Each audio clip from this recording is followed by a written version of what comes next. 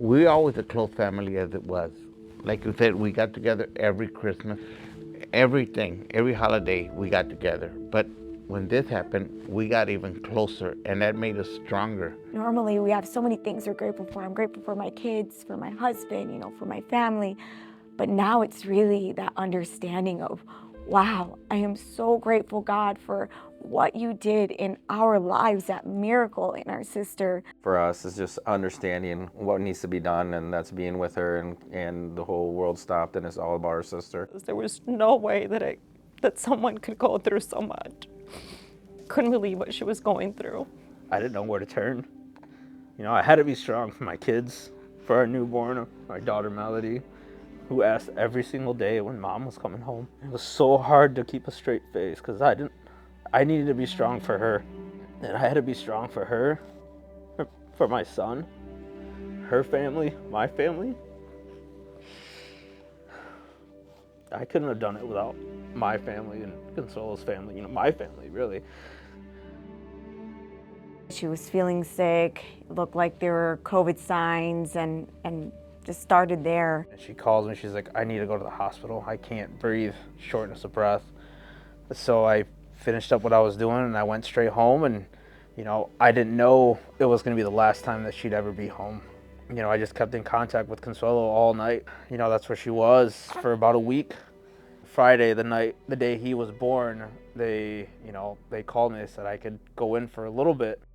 Our son was born, and she had no recollection of how he's doing. At that point she couldn't remember anything. I just remember just saying my goodbyes, even though she was sedated. Once I left her room after they took her, I just remember sitting in the parking lot, just lost it.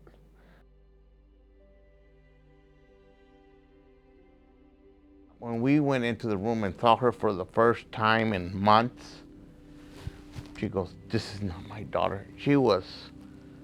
Her face was like twice the size. Her arms were so fluffed up and torn. They tore apart, they split open. Her legs were and it was hard to see. I couldn't see. Mother just praying over her, and I'm just bawling my eyes and saying, that's my daughter there. What's she doing there?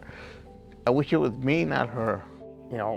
Things took a turn for the worse. Her lungs started to shut down, and right now it was just trying to keep her alive.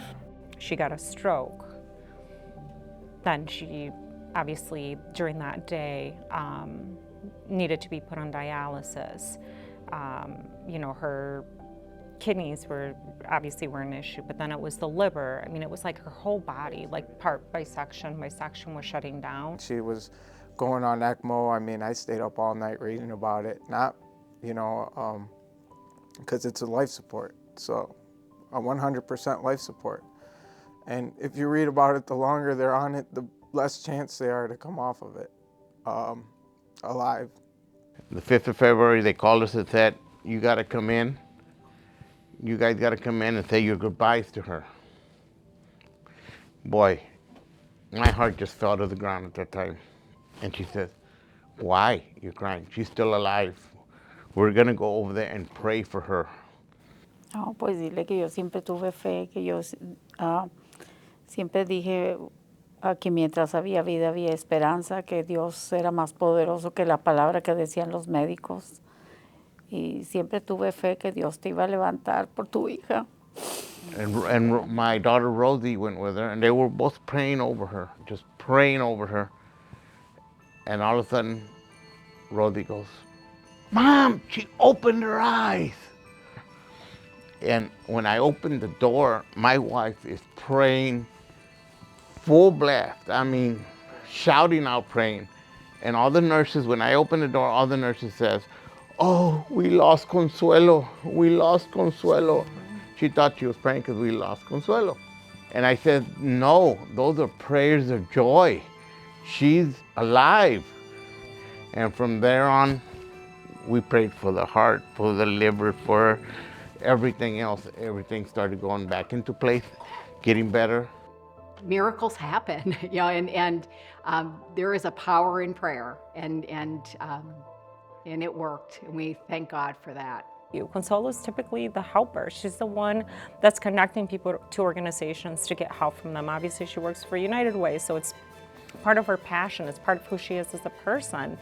Like now, she has to be on the receiving end, and that is okay. It is okay for sometimes to let others help you. The employees at Heart of West Michigan United Way truly are a family, so it doesn't surprise me that people stepped up and wanted to help. My United Way family, they've been there every step of the way. When I got out of the hospital, they brought us meals, sent us gift cards, but the support and love that they showed to my kids, it's amazing. Even during the formula shortage, they had teams and family members looking out for a specific formula for him.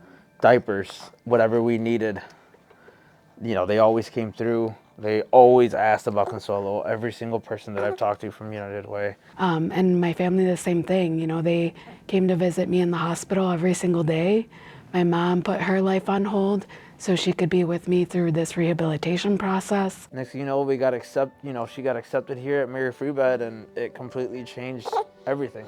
We were able to help her with the, some of that just getting up and endurance and standing tolerance and be able to walk and have the energy to do these things. And then OT was able to come along like, okay, let's work on this, changing the diaper skills. Let's work on, some of those other things, holding a bottle, holding your son.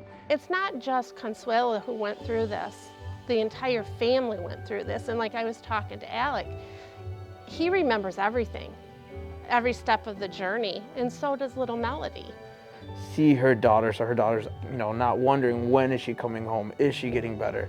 She can see for herself that mom is getting better. Mom was eating by herself, walking, from her bed to her bathroom, and whatever she needed to do, she saw life in her mom again, here at Mary Free Bed, and it's allowed so much for her to do to transitioning to home and outpatient therapy. We definitely get a leg up when we have our patients transfer from inpatient to outpatient. We wanted to keep pushing her body, knowing that that's what evidence suggests is to keep pushing things forward and provide support as necessary. We just saw her continue to fight and every day to get back to where she was before COVID hit. Just remarkable. And we give really thanks and praise to God for the miracles that He performed day after day after day to get her to this recovery. To be knocking on death's door with, organ failure, lung, heart failure, to now she is walking independently without any supplemental oxygen. It's truly an awesome story, and I'm just privileged to be a part of it, really. I believe that my sister is going to be able to impact so many people with her story. What she went through isn't just to keep bottled up. It's something you need to tell the world. There's other people going through the same thing. There's other people that are also hurting and feeling this, and to have them keep hope. I see her shine bright like a star, and I really love her. I see her keep going like every single day. She gets stronger every single day.